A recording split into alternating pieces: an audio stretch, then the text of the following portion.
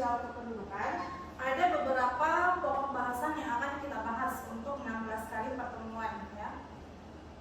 Kurang lebih 14 kali ya, karena ada UTS sama UAS. Jadi bagaimana kita mau melihat pengertian sistem sosial kependudukan, modernisasi, teori penduduk, sumber-sumber data kependudukan, mortalitas, fertilitas, migrasi, dan lain sebagainya. Nah, capaian apa yang diharapkan ya kalian peroleh setelah mengikuti mata kuliah ini? Jadi, untuk pertemuan hari ini kalian bisa memahami cara pengumpulan dan penggunaan data sensus. Yang kedua, memeriksa data penggunaan lahan. Dan yang ketiga, mengembangkan kebijakan untuk kependudukan itu sendiri. Nah, ada satu pematik ya sebelum kita memulai materi pada hari ini. Jadi kita berpikir dulu, kira-kira populasi Amerika Serikat pada bulan Desember tahun 2024 ada berapa? Sekitar 340 juta atau sekitar 280 juta? Ada yang tahu? Perkiraan saja Ibu? Iya, perkiraan. 340. Ya, 340 juta ya populasi di Amerika Serikat. 340 juta itu kira-kira banyak atau sedikit? Banyak. Ya, jadi bagaimana kita mau merencanakan populasi yang segini banyak ya, itu hanya di Amerika Serikat saja, bagaimana di negara-negara lainnya. Nah, jadi kalian benar ya, kedua angka ini menggambarkan nilai populasi Amerika Serikat pada bulan dan tahun tertentu. Jadi populasi itu akan mengacu pada jumlah total orang yang tinggal di area tertentu.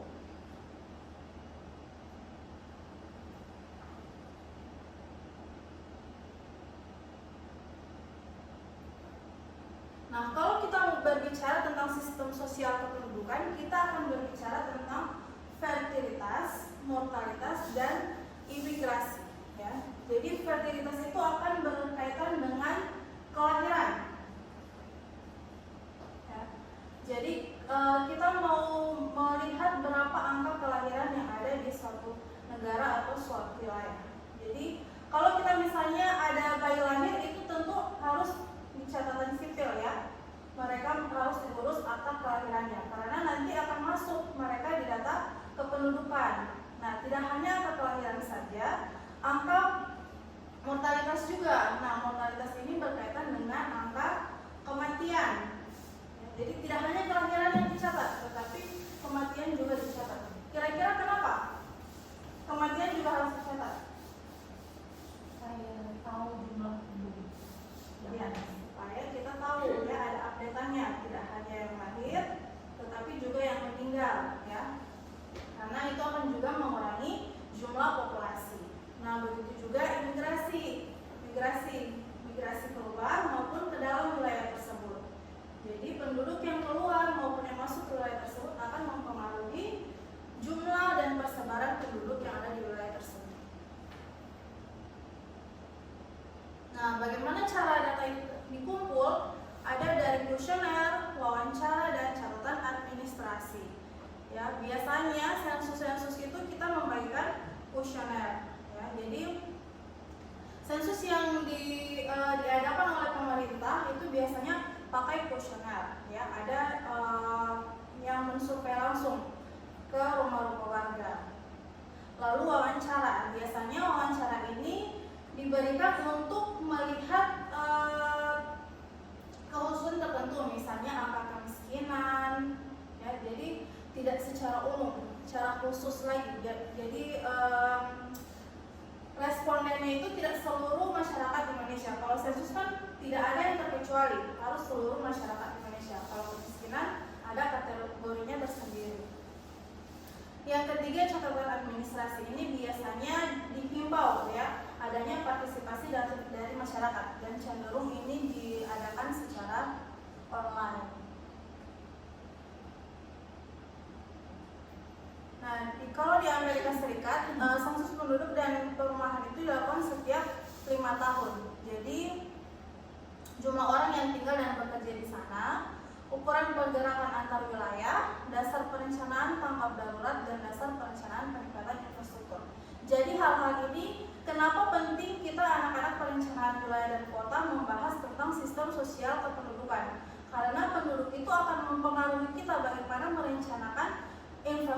di wilayah tersebut atau program-program pengembangan ekonomi misalnya dan lain-lain. Jadi masyarakat yang merupakan tujuan program utama itu sangat penting kita ketahui jumlahnya, persebarannya dan lain sebagainya. Oke, sampai sini ya materi kita hari ini. Apakah ada pertanyaan?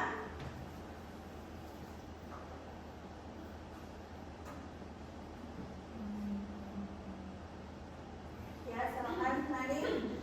Baik Ibu, terima kasih atas kesempatannya. Saya ingin bertanya terkait apabila suatu penduduk itu, kalau misalnya ada kan beberapa negara yang penduduknya sangat sedikit. Nah itu bagaimana dengan sistem sosial kependudukannya? Apa dampaknya kepada suatu negara atau suatu wilayah? Apakah itu berdampak positif atau berdampak negatif?